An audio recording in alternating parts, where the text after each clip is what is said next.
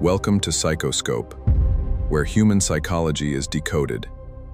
You send a message and wait. A few minutes later, you check back. The seen receipt is there, and the active now indicator glows, but the chat window remains completely one-sided. Your brain interprets this silence as unfinished business. It triggers a state of cognitive tension that keeps you checking your phone, trapped in a loop of obsessive monitoring. While it feels like a social snub, this silence is often a defensive mechanism.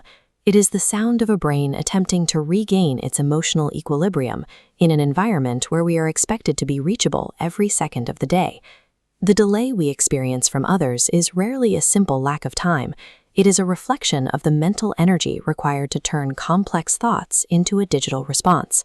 Constant accessibility turns a casual notification into a heavy demand. To an exhausted brain, a simple text message looks like another chore on an endless to-do list. Reframing these message delays as a matter of cognitive load changes how we perceive the silence. It allows us to look past the why of the sender and into the actual cost of the reply itself. This explains the modern paradox: why a friend will watch your Instagram story within minutes, but leave your text message unanswered for days. Scrolling through a feed provides a steady stream of dopamine for almost zero mental effort. Passive consumption offers the brain an immediate reward without asking for anything in return. Replying to a message is different. It requires active engagement, deciding on a tone, choosing the right words, and anticipating a reaction. It breaks the low-effort flow of the scroll. During periods of burnout, the brain performs survival triage. It prioritizes easy tasks to conserve energy, pushing social obligations to the bottom. The attention economy favors the path of least resistance. We tend to respond to what is easy, which often happens at the expense of the connections we actually care about.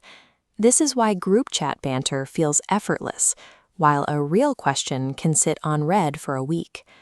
Meaningful questions demand vulnerability, and that extra cognitive load often triggers a period of avoidance. After a long day of making decisions at work, crafting a thoughtful response becomes an insurmountable hurdle. This is decision fatigue in action, where the brain simply runs out of the resources needed to perform a reply. This leads to the avoidance loop. The longer you wait, the more you feel the response must be perfect to justify the delay. The stakes keep rising until you are completely paralyzed by the silence. This data from the Spanish Review of Financial Economics categorizes this as a specific modern challenge. It labels the feeling of being trapped by incoming messages as a constant connectivity compulsion that interferes with our ability to prioritize tasks. Most digital silence is an attempt to manage this internal state. It is a way to protect mental bandwidth from a stream of demands that feel impossible. In dating, this avoidance often manifests as soft ghosting.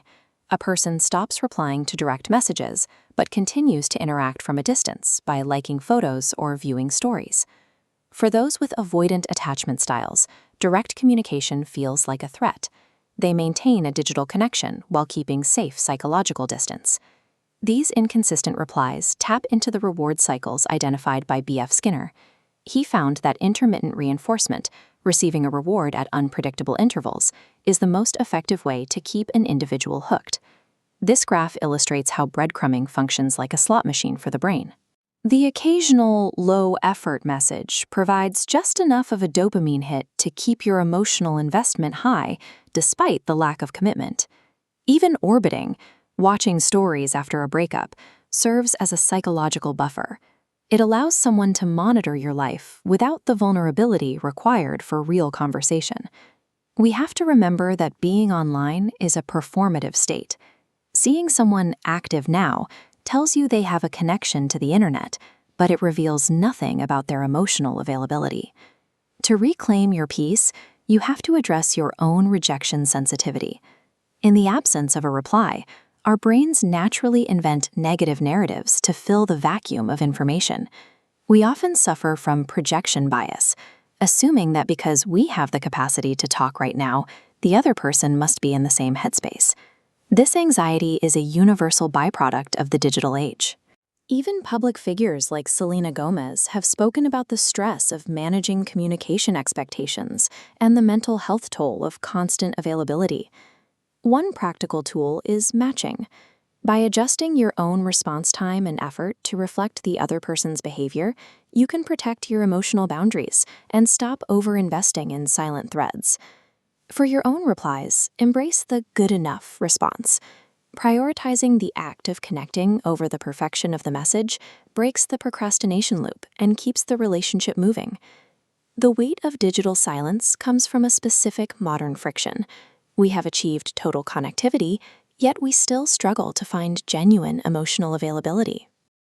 The mind reveals more than words ever can. Keep exploring the psychology behind human behavior. Subscribe to Psychoscope.